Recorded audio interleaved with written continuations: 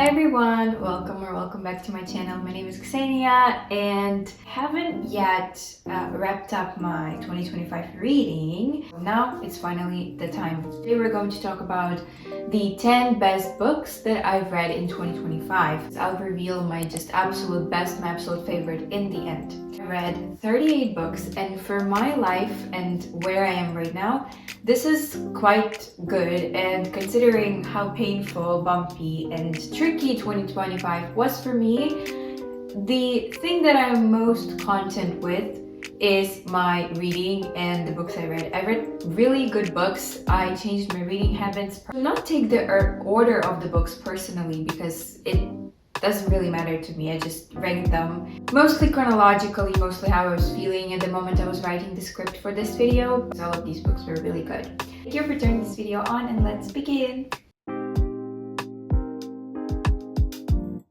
Book number 10 is People from My Neighborhood, Hiromi Kawakami, which is a Japanese flash fiction collection. It tells about really bizarre and unique neighborhood somewhere in Japan. So these stories can go really high-key crazy, but I just really enjoyed how unique it was. I haven't read nothing like that before, and one of the first Japanese books I've read, and one of my introductions to Japanese literature. It was so unique and bizarre, beyond explainable. Recommend it, and I think it's one of the best books because I truly haven't read anything like this before, and some of the stories I still remember them. They were all really short, easy to get through, and even though I still think that some of these stories were probably too unhinged for me and not my thing, I am a fan of the confectionery school chapter, where they built a school made of pastries and confectionery to teach kids or who become chefs or confectionerists. And then they were eating the school, and then it started slowly rotting, so the whole idea didn't really stick. It kind of reminds me of Charlie and the Chocolate Factory a little, but they did not say that in Charlie and the Chocolate Factory the confectionery around the factory was rotting. This book,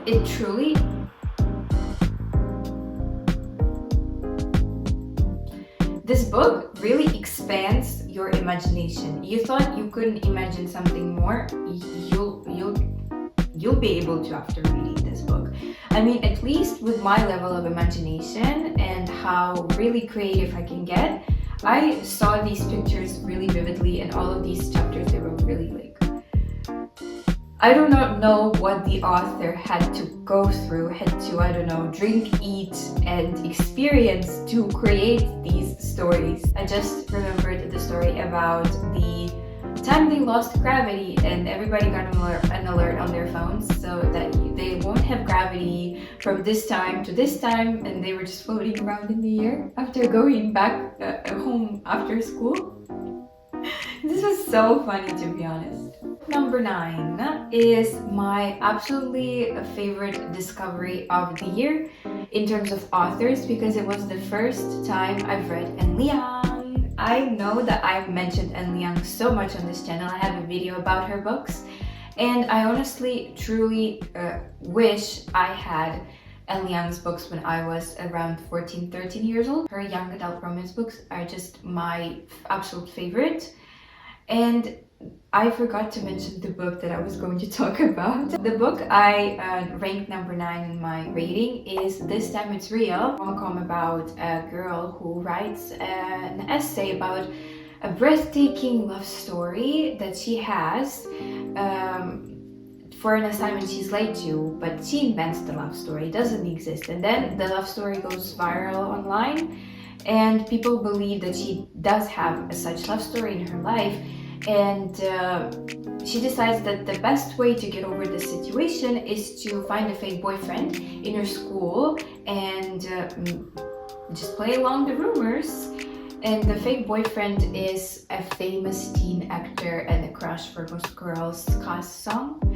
and the story turns out to be really interesting and funny. Number 8 for me was Before the Coffee Gets Cold by Toshikazu Kawaguchi, and you'll see that my 2025 had a theme, a clear theme, after we proceed into the rating, and that I had really certain reading preferences in 2025.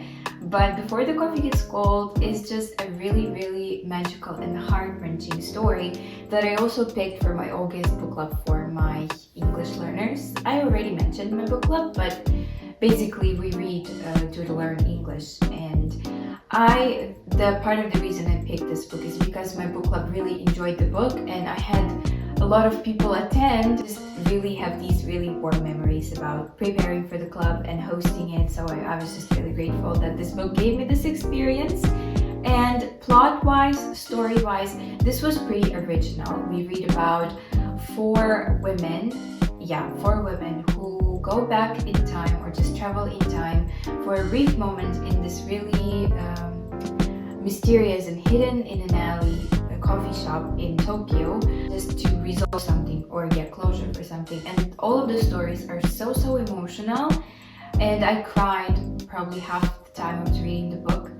I also read the next book in the sequel, so good, but I think I like the original better. I haven't read all of the books yet, but I'm planning to continue this year also.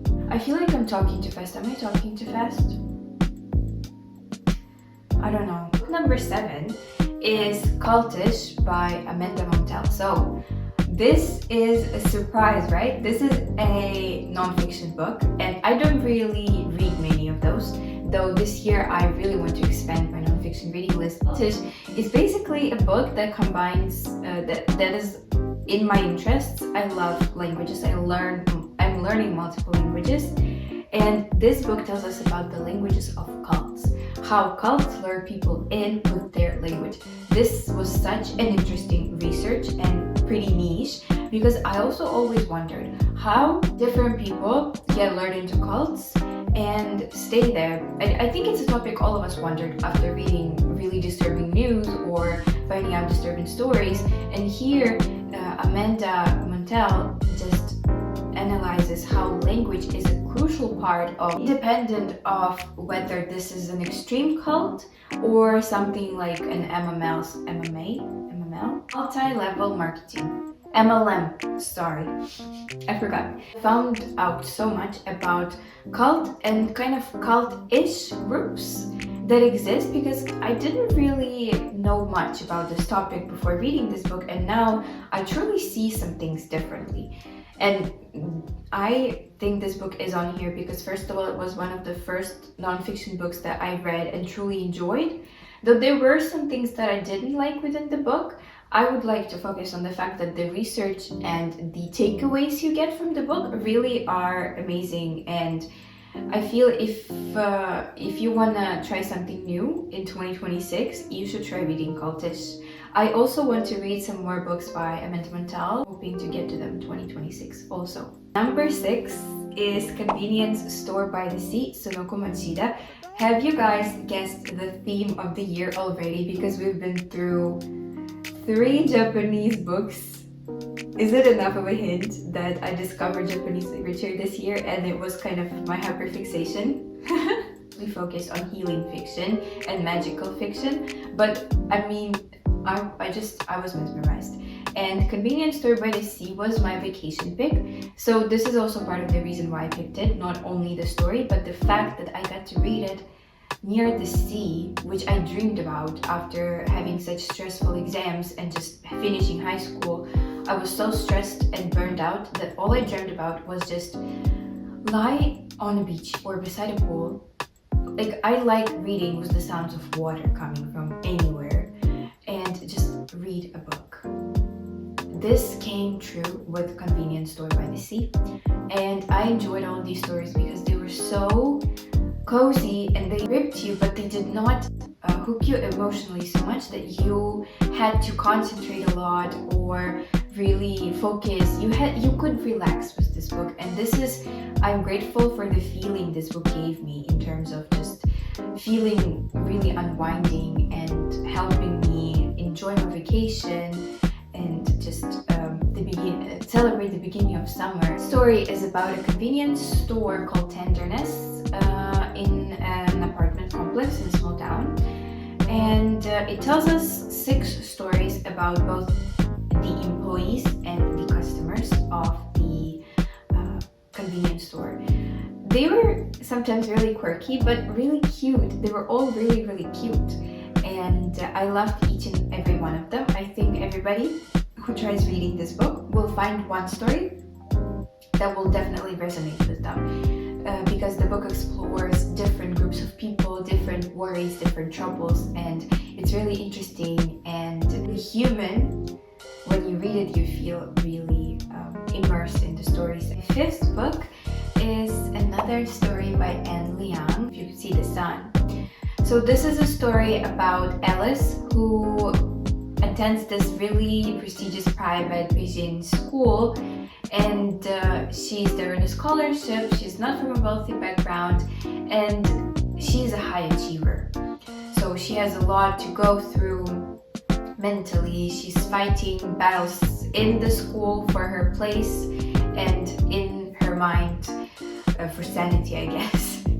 And when she comes back for her senior year, full of worries and troubles of every high school senior, she finds that she can now turn invisible randomly, and she cannot control it, and she does not know what to do with it. She doesn't know who to ask for help, but her academic rival and only competitor for the place of the school valedictorian, for the best student in the school, Henry. I hope that his name is Henry, but she turns for help to Henry. I have really bad troubles with names. Together with Henry, they try to figure out her invisibility situation while also overcoming some of their personal troubles. And just the plot moves really well, and I recently hooked my friend on Liang's books. We read If You Could See the Sun in a couple of days, and I knew that was going to happen because Liang's books really hook you. And this book was really easy for me to read, and I really got lost in it. Right now, I want to talk about Heaven by Mieko Kawakami. Heaven tells us a story about 2 middle schoolers who get bullied in their class and how they start a friendship. And this story is really heavy and definitely not an enjoyable read, but it's definitely worthy of your time. Mieko Kawakami explores the mental troubles bullied kids go through and the consequences it can get if it's so severe mentally for the person.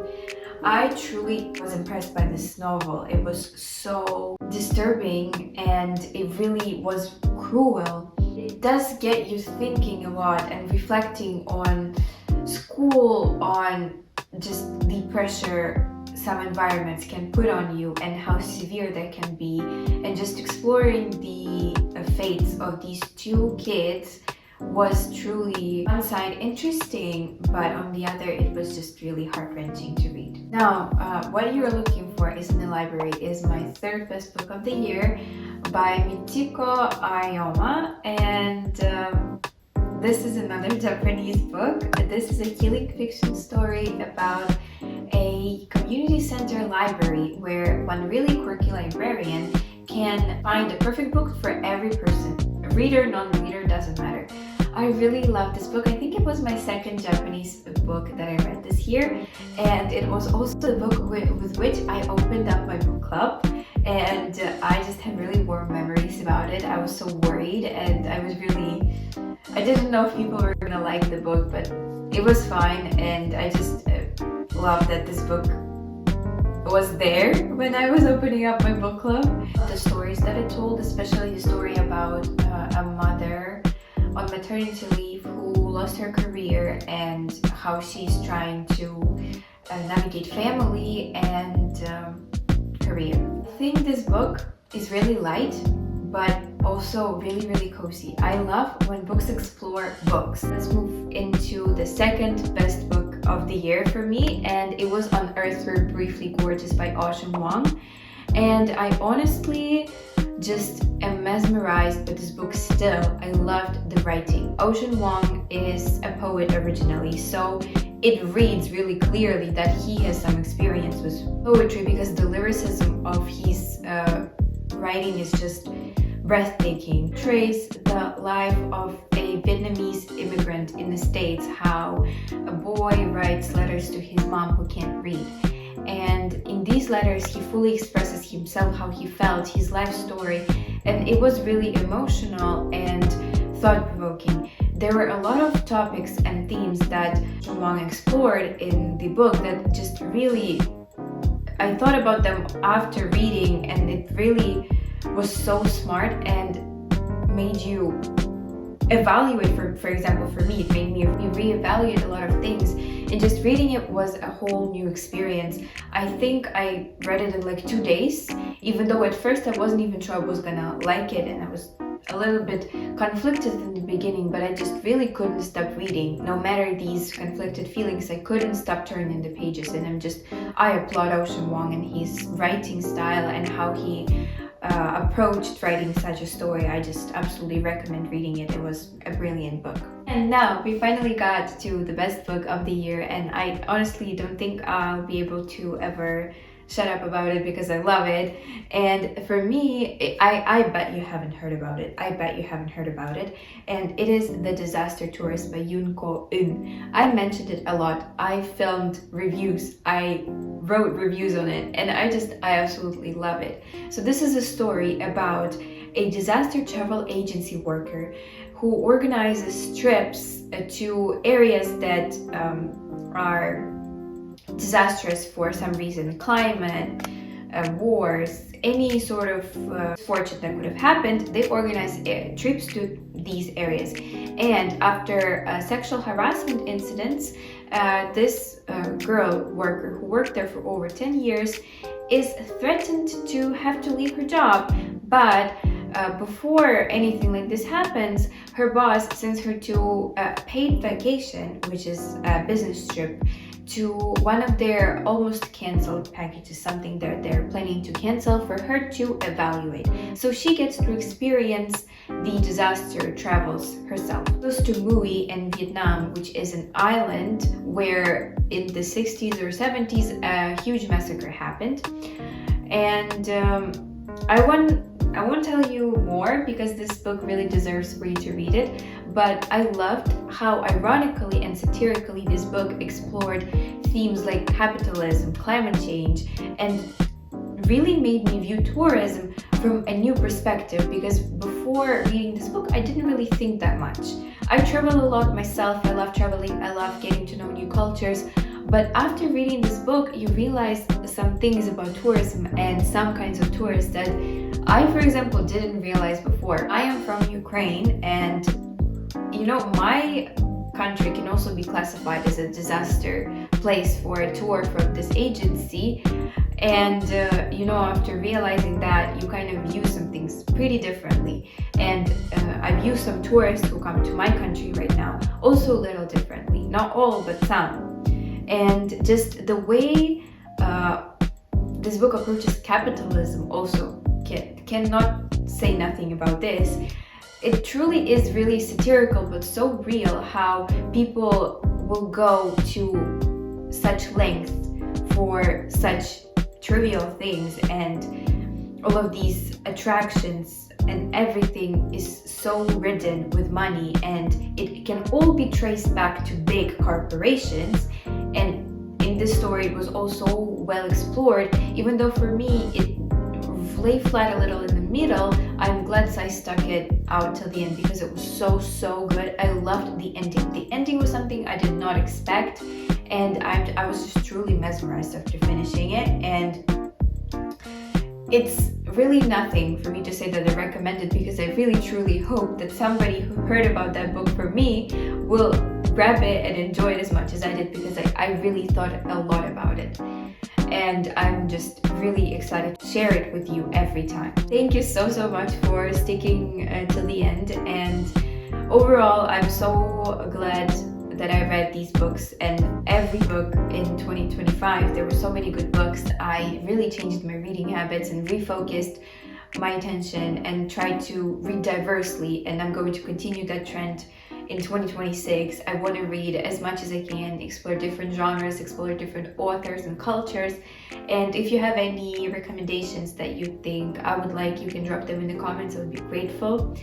I would also love to hear about your favorite books of the year. You can drop them in the comments too. I really would love for us to share our favorite books of 2025. If you're curious to know my opinion about all of the books I read during the year, I'll leave the links to my seasonal wrap-ups in the descriptions. I usually film reading wrap-ups every season because I don't really read a lot every month. I just wrap up the season together, the 3 months, so you can see my 2025 seasonal wrap-ups on my channel. I would really love if you turn to them and show them some love. And on that note, I think I can end this video and wish you a nice time of your day, and thank you. Subscribe. Bye bye.